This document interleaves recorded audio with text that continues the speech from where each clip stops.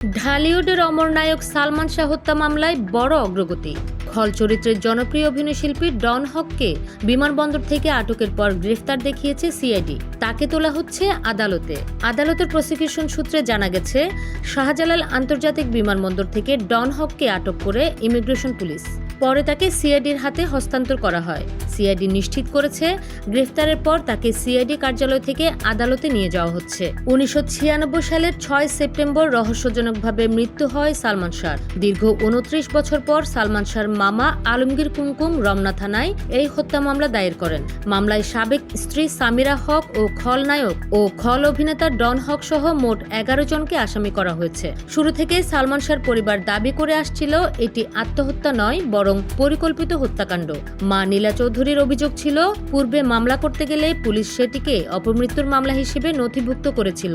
মাত্র 4 বছরের ক্যারিয়ারে 27টি সুপারহিট ছবি উপহার দেওয়া এই ক্ষণজন্মা নায়কের মৃত্যুর প্রকৃত রহস্য কি তবে এবার উন্মোচিত হতে যাচ্ছে? বিনোদন ডেস্ক, খোলা কাগজ, ঢাকা।